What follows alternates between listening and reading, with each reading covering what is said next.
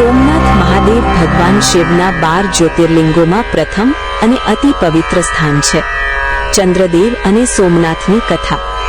પ્રાચીન સમયમાં ચંદ્રદેવ એટલે કે સોમ એ દક્ષ પ્રજાપતિની 27 પુત્રીઓ સાથે લગ્ન કર્યા હતા. પરંતુ ચંદ્રદેવને ખાસ કરીને રોહિણી વધુ પ્રિય હતી. આથી બાકીની પત્નીઓ દુઃખી થઈ અને પોતાના પિતા દક્ષ પાસે ફરિયાદ કરી. દક્ષ પ્રજાપતિએ ચંદ્રદેવને શાપ આપ્યો કે તમે ધીમે ધીમે ક્ષય પામશો, એટલે કે નબળા બની જશો. ચંદ્રદેવ શાપથી દુઃખી થઈને ભગવાન શિવની કઠોર તપસ્યા કરવા લાગ્યા. તેમણે પ્રભાસ પાટણ એટલે કે આજના સોમનાથ ખાતે લાંબા સમય સુધી ભક્તિ કરી. ભગવાન શિવનો આશીર્વાદ. ભગવાન શિવ ચંદ્રદેવની ભક્તિથી પ્રસન્ન થયા અને કહ્યું, શાપ પૂર્ણપણે દૂર નહીં થાય, પરંતુ તમે દર મહિને ક્ષય અને વૃદ્ધિ પામશો.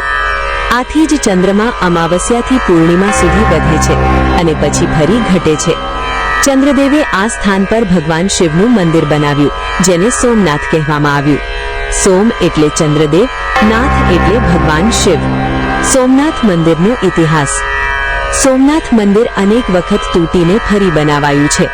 સૌથી પહેલા મંદિર ચંદ્રદેવે સોનાથી બનાવ્યું, પછી રાવણે ચાંદીથી બનાવ્યું, પછી શ્રી કૃષ્ણએ લાકડાથી બનાવ્યું, પછી રાજાઓએ પથ્થરથી મંદિર બનાવ્યું. આ મંદિરને મહેમૂદ ઓફ ગઝનીઝ ઇન્વેઝન ઓફ સોમનાથ દરમિયાન તોડી નાખવામાં આવ્યું, પણ ફરીથી ઊભું થયું.